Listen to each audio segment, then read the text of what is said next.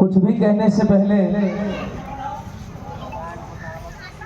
पूरे विश्व को शांति का संदेश देने वाले तथागत महामानव गौतम बुद्ध जी के चरणों में कोट कोट नमन करते हुए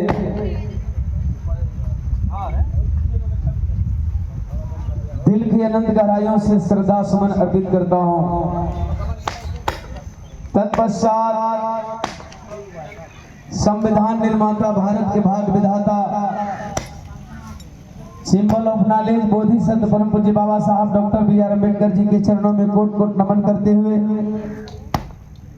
बहुजन समाज एवं सर्वजन समाज में जन्मे उन तमाम संतों गुरुओं को नमन करता हूं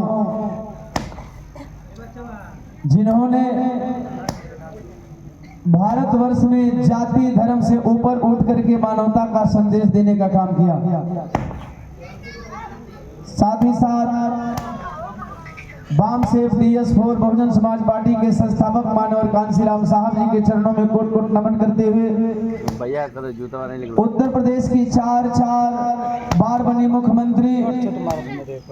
कई बार रही राज्यसभा सांसद, iron ladies, Bahujan Samaj party की राष्ट्रीय अध्यक्ष माननीय बहन कुमारी मायावती जी के नीतियों में विश्वास रखते हुए इस धम्म दीक्षा समारोह में आए हुए आज के कार्यक्रम के मुख्य अतिथि जिनका अभी आगमन नहीं हुआ है, सम्मानीय अनिल सिंह पटेल जी बिहार प्रदेश प्रभारी, विशिष्ट अतिथि साजिद हुसैन साहब प्रदेश महासचिव और आदरणीय प्रज्ञाधर भंते जी, अधिवक्ता सियाराम अनुमंडल मोहनिया, इस मंच पे आसीन हमारे गार्जियन जिनका बचपन से भी स्नेह दुलार मिलता रहा और हमारे जन्मभूमि भोखरी में सबसे पहले बौद्ध धर्म और तथागत गौतम बुद्ध के विचारों को जिन्होंने लोगों के बीच में रखा, पूज्य दादाजी वशिष्ठ कुशवाहा जी, हमारे गार्जियन आदरणीय चाचा जी राम जी यादव नेता जी, मंच पे आसीन उत्तर प्रदेश सकलडीहा से चलकर आए हुए बहुजन समाज पार्टी के सच्चे सिपाही आदरणीय राजा खान साहब, मंच पे आसीन बहुजन समाज पार्टी के विधानसभा अध्यक्ष जिनके सानिध्य में इतना भव्य आयोजन रखा गया, आदरणीय हमारे गार्जियन नागमणि बौद्ध जी, मंच पे आसीन जिला के महासचिव हमारे बड़े भैया सतेंद्र कुमार जी, मंच पे आसीन हमारे छोटे भाई सकलडीहा विधानसभा संतोष भारती जी और अपने पार्टी को त्याग करके एक संघर्षशील भाई के संघर्ष को जिन्होंने बचपन से देखा है, आदरणीय बड़े भैया जगनारायण गुप्ता और टाइगर गुप्ता जी, मंच पे आसीन हमारे छोटे भाई बिरहा सम्राट जिनको अभी कुछ पल में आप लोग सुनेंगे, छोटे भाई युवा हृदय सम्राट यदुकुल के धरोहर छोटे भाई देवालाल यादव जी, और बगल के मंच पे आसीन मौर्य परिवार की सिरमौर और महिलाओं में एक अलग पहचान बनाने का आपने काम किया।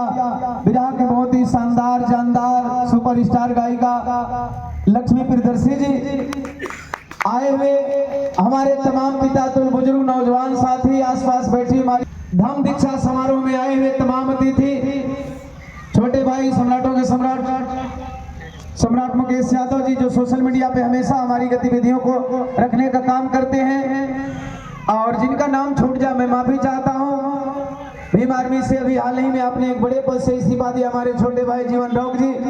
छोटे भाई राजकुमार जी,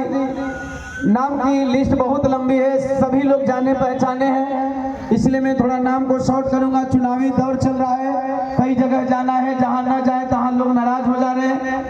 हमारे गांव से चलकर आए हुए बहुत हमारे गार्जियन हैं, आप सभी को मैं बहुजन समाज पार्टी का प्रत्याशी एक ही स्वर में हार्दिक अभिनंदन, वंदन, सादर जय भीम, खुदा नमो बधाई देता हूँ। धम्म दीक्षा समारोह हर साल की भांति इस साल भी मनाया जा रहा है।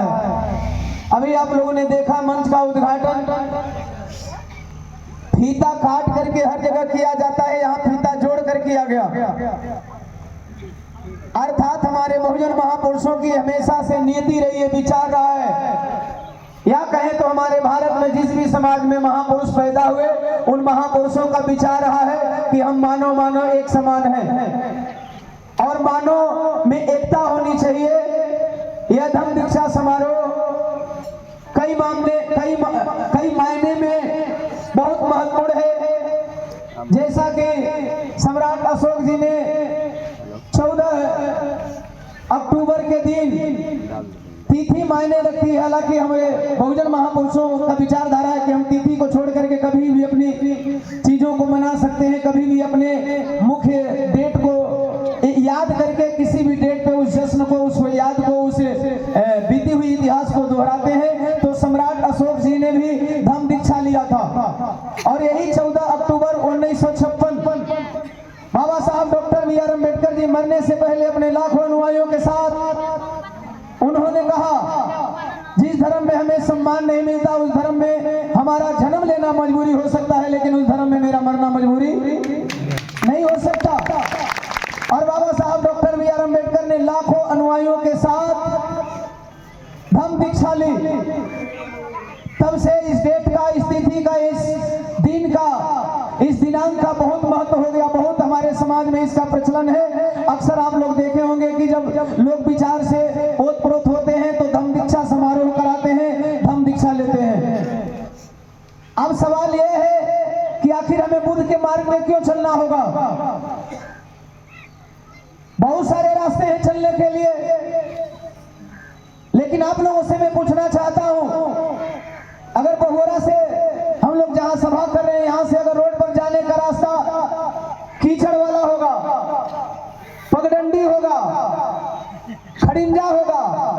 आरसीसी होगा और बरसात हो जाए और आपसे पूछा जाए कि आप किस रास्ते पे चलना पसंद करेंगे, तो आप सभी का जवाब होगा कि ना हम पगडंडी पे चलेंगे, ना कीचड़ वाले पे चलेंगे, नहीं हम खड़िंजा पे चलेंगे, हम आरसीसी पे चलेंगे। जब क्वेश्चन किया जाएगा कि आप आरसीसी पे चलेंगे तो आरसीसी पे क्यों चलेंगे, तो आप कहेंगे कि आरसीसी वाला रोड प्लेन होता है, उस पे कीचड़ नहीं होता है। जिस तरह से आप खड़िंजा और पगडंडी को छोड़ करके आरसीसी पे चलना पसंद करते हैं, उसी तरह बाबा साहब doctor B are Ambedkar ji ने इन कुरीतियों को त्यागते हुए बौद्ध धर्म की दीक्षा ली और बौद्ध धर्म मार्ग में चलना शुरू किया। यानी यह मार्ग सबसे सुगम है, यह मार्ग सबसे आसान है। इस धर्म को मानने वाले लोग, इस विचार को मानने वाले लोग मानव मानव से नफरत नहीं करते, मानव मानव एक समान, मानव को एक सूत्र में बांधने का काम करते हैं। मैंने एक गीत गाया था, जब तक जोड़ेंगे नहीं तब तक छोड़ेंगे नहीं। दौर आ गया है, नहीं वक्त आ गया है। आपका भाई, आपका बेटा राजनीतिक मंच नहीं है, अपील करेगा। चूंकि इसीलिए मैं हमेशा अपने बहुजन महापुरुषों की बातों को, नीतियों को मानता हूं। राजनीतिक मंच नहीं, इसलिए मैं राजनीतिक बात कोई नहीं करूंगा। हमेशा अपने महापुरुषों की बात से ही हमारी भलाई हो जाती है। अभी तक जो भी भलाई हुई अपने महापुरुषों की बात करते हुए एक निवेदन करूंगा कि आप लोगों ने मुझे गवा करके, बजवा करके बहुत प्यार दुलार दिया है। अभी तक जितना भी प्यार दुलार दिया है आप लोगों ने बिना मांगे दिया है। पहली बार आप लोगों का भाई, आप लोगों का बेटा झोली फैला करके मांगने आया है इस चुनावी महासमर में। 11 नवंबर को वोटिंग होना है और 11 नवंबर को वोटिंग के दौरान आप लोग याद रखेंगे, आपके भाई का चुनाव चिन्ह हाथी छाप है और वह भी 1 नंबर पे है। हाथी छाप है, वह भी 1 नंबर पे है। 1 नंबर वाले खाने में अपना अधिक से अधिक बटन दबा करके अपने बेटे, अपने भाई को आशीर्वाद दे करके विजयी बनाएंगे। इन्हीं चंद शब्दों के साथ सादर जय भीम, जय भारत, खुदा हाफिज़, नमो बुद्धाय।